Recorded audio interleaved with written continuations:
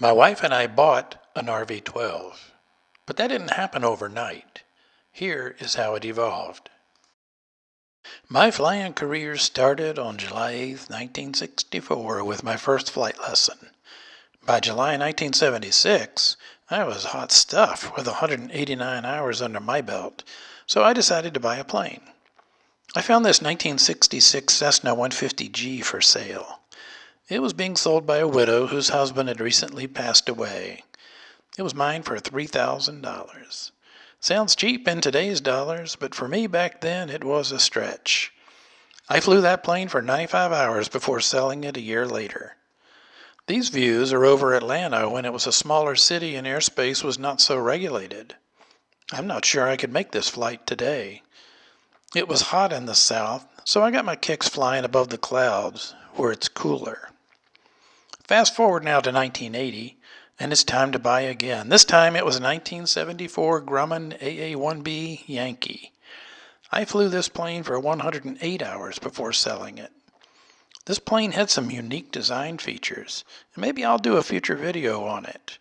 I loved that little plane, but it had serious range issues that made it not practical for anything beyond local flights. Still, I apparently did like to touch the clouds in it too.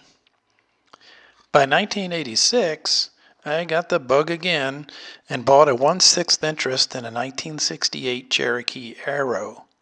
For just $6,000, I had access to a complex retractable with a pretty fair cruise speed and range. Even though there were 6 of us in the partnership, I had no problem scheduling the plane when I needed it. Over 1 year, I flew it for 95 hours before I sold my interest. This plane made a number of trips from Atlanta to DuPage County Airport outside of Chicago. In 1991, I bought another 1968 Cherokee Arrow.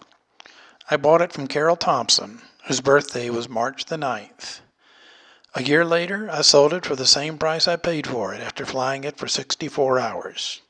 From Atlanta, I flew that plane to Orlando, Pensacola, Key West, Savannah, New Orleans, Asheville, and into Tennessee and Alabama. Then I hit a dead zone. From 1992 until 2022, my flying was spotty. Until, with 1,310 hours total time, I decided to explore light sport aviation. I bought this RV-12 in September of 2022, and as of today, May 2023, have flown it for 39 hours. If the weather here ever clears up the VFR for more than a day at a time, you'll find me in the skies, going somewhere distant.